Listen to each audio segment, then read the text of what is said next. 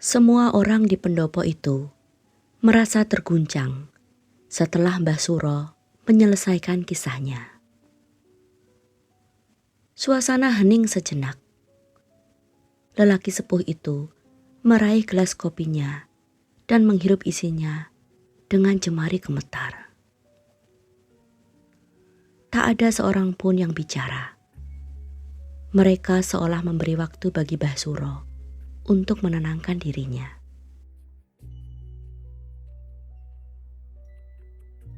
Polisi menangkap Damar dan kemudian mencari dan menangkap diriku di rumah Ki Jiwo. Mereka menginterogasi kami berhari-hari, menuduh kami sebagai pelaku pembunuhan Suti. Bahkan menuduh kami juga menyembunyikan Janti dan Sugeng, karena banyak yang bersaksi bahwa aku adalah mantan kekasih Janti. Semua jari menuding kami. Untunglah Ki Jiwo datang dengan membawa istri dan beberapa orang pekerja dari penggilingan padinya. Mereka memberi alibi bahwa pada saat kejadian kami sedang berada di rumah beliau. Mbah Suro menarik napas berat setelah mengakhiri kisahnya.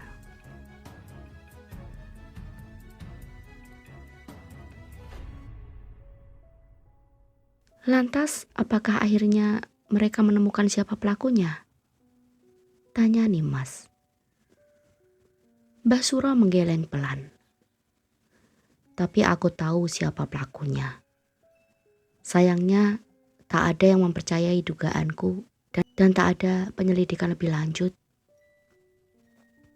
Sampai sekarang tak ada pelaku yang dihukum atas tindakan pembunuhan itu. Siapa yang jenengan duga sebagai pelakunya? Tanya Nimas lagi. Mbah Suro tersenyum samar. Dayang. Nimas menautkan alisnya. Dayang? Mengapa jenengan menduga bahwa itu dia?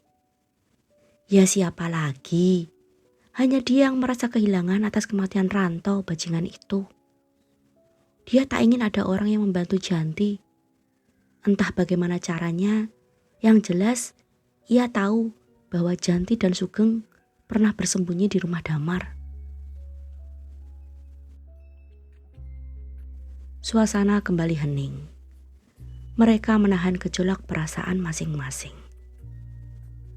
Prasojo memeluk bahu sang istri dan menyodorkan sehelai sapu tangan untuk menyusut mata Nimas yang basah.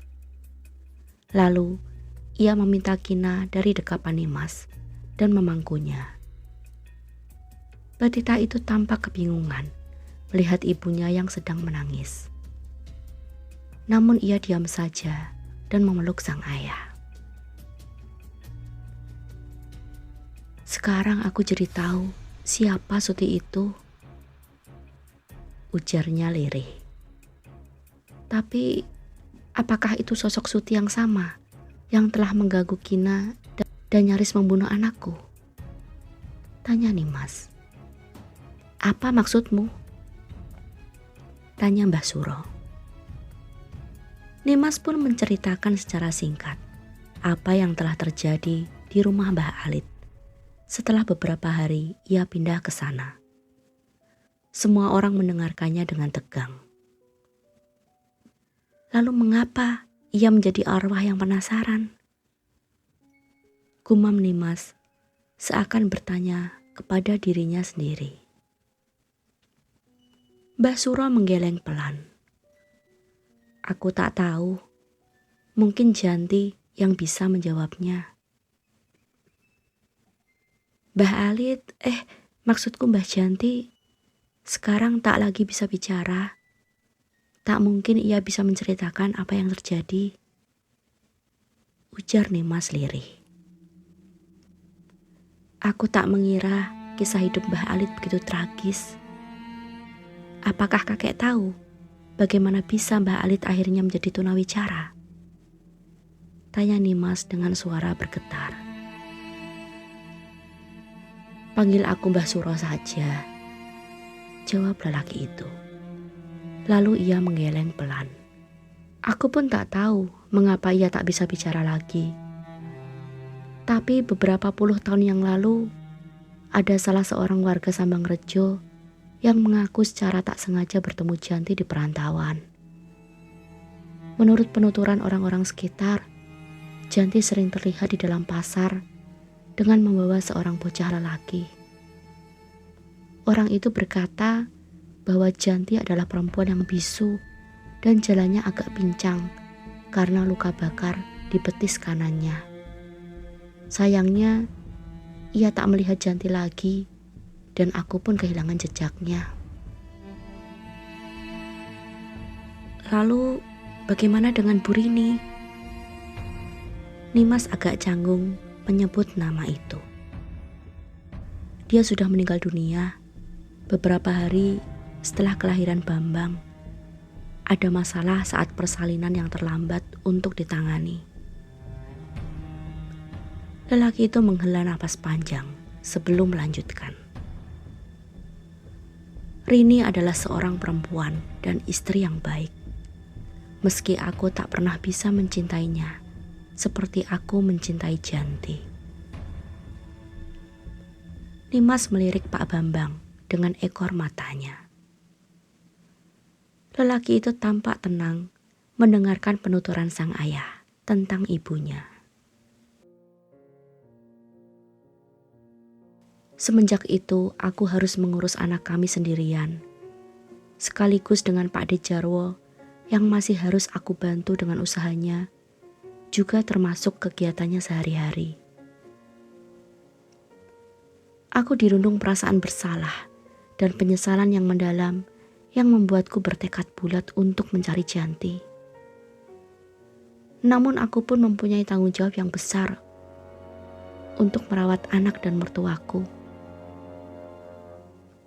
Barulah setelah Pak Dejarwo meninggal dunia dan Bambang mulai beranjak dewasa, aku memutuskan untuk membawanya kembali dan tinggal di Sambangrejo ini. Di rumah ini, rumah peninggalan kedua orang tuaku. Lalu bagaimana dengan Damar, Mbah? Tanya Prasojo yang sedari tadi hanya diam. Dia sangat membenciku dan Janti. Menurutnya, kamilah yang menjadi penyebab kematian Suti. Meski tentu saja bukan kami yang membunuh gadis itu. Setelah polisi melepaskannya, Damar meninggalkan Sambangrejo tanpa berpamitan kepada siapapun. Sampai hari ini pun tak ada yang tahu di mana dia berada. Ia seolah lenyap bak ditelan bumi. Begitupun dengan Dayang. Nimas menundukkan kepala dan menutupi wajahnya dengan kedua telapak tangan. Prasojo menghela napas pelan. Tak ada lagi yang bicara untuk beberapa saat. Bisakah kalian mengantarku untuk bertemu Janti? Pinta lelaki sepuh itu dengan mata kelabunya yang berkaca-kaca. Jemarinya yang meremas kain sarungnya tampak bergetar hebat. Tentu saja, balas Nimas cepat dengan seulas senyum haru tersungging di bibirnya. Kita berangkat sekarang?